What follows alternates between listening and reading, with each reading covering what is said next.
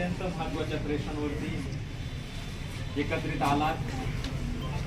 आपण आपल्या बैठका केल्या आणि आपण ठरवलं का बाबा या प्रकल्प कार्यालयावरती एक धडक दिली पाहिजे आणि त्या मागण्यांना अनुसरून आपण आलात. आपल्या प्रश्नाला घेऊन आपण बसणार आहात. त्या सर्व नेत्यांचं, कार्यकर्त्यांचं democratic youth federation of India या युवक संघटनेच्या वतीनं मी सर्व तुमचं स्वागत करतो, तुमचं हार्दिक अभिनंदन करतो. बंधूंनो, आपल्या मागण्या एकदम साध्यात. कवा हे जे काही वसतिगृह आहेत, या वसतिगृहांमध्ये पिण्याची पाण्याची व्यवस्था ही असली पाहिजे आणि ती स्वच्छ असली पाहिजे. या वसतिगृहांमध्ये जे काही पाणी येतं आंघोळीचं ते दिवसभर असलं पाहिजे. आता समीर बोलला की ते फक्त मंचाच्या व्यवस्थेला 2च तास येते.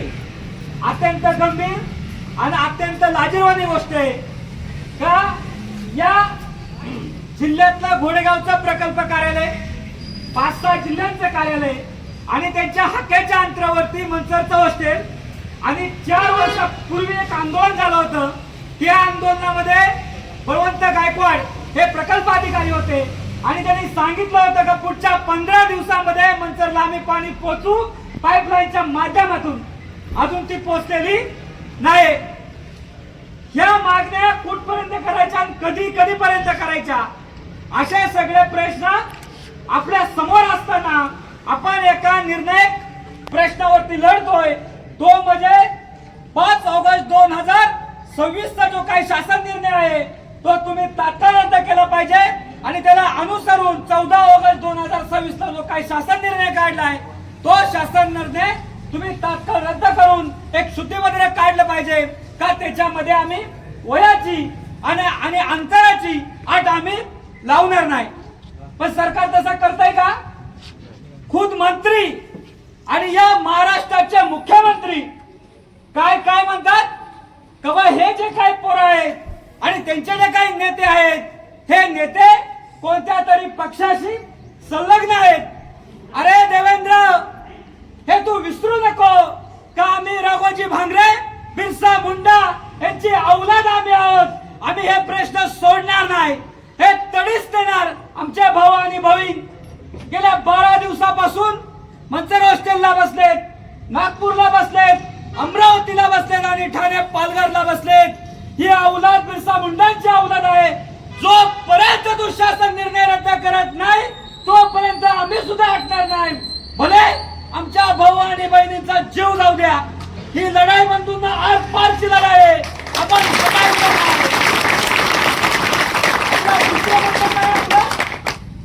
जे काही वसतिगृह आहेत त्या वसतिगृहांमध्ये तुम्ही सुसज्ज व्यायामशाळा आणि सुसज्ज अभ्यासिका द्या. हे काय म्हणतात आपल्याला, आम्ही त्याच्यावरचं बजेट जे काय आहे ते बजेट आम्ही त्याच्यावरचं कमी करणार आणि हे आकल्याचे तारे दुसरे असे तोडतात. तेव्हा जे काही वसतिगृह व्यवस्था आहे, जे काही भाड्याच्या इमारती आहेत त्यांचे भाडे 3-3, 4-4, 5-5 वर्ष थकवायचे आणि जी काही व्यवस्था आहे मग ती व्यवस्था अतिशय ठिसूळ आणि या स्वरूपाची बनवायची. आपलं दुसरं म्हणणं काय का बाबा ज्या मुली गडचिरोलीला सर्पदंशाने एक्सपायर झाल्या तर त्या मुलींना तुम्ही 1 कोटी रुपयाची आर्थिक मदत ही केली पाहिजे. आपली मागणी रास्ते का नाही? आपली मागणी रास्ते. पण लक्ष देतात का? खुद जे काही आदिवासी विकास मंत्री आहेत ते आदिवासी विकास मंत्री सुद्धा याच्यावरती ब्रश शब्द बोलायला तयार नाही.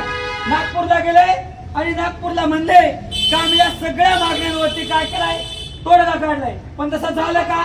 नाही. त्याचं काही शुद्धीपत्रक आलं का? नाही आलं. त्यामुळे आपलं असं म्हणणं आहे का या जोपर्यंत ह्या मागण्या सुटत नाही, जोपर्यंत याच्यावरती न्याय निवाडा होत नाही तोपर्यंत आपण हटायचं नाही.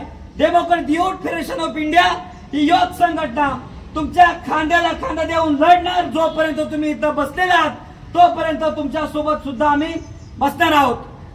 बंधूंनो, ज्या काही गोष्टी आहेत या गोष्टींचा जोपर्यंत न्याय निवाडा होत नाही तोपर्यंत आपण लढवत लावू. इन्क्लाब जिंदाबाद, अभ्यास संघर्ष जिंदाबाद.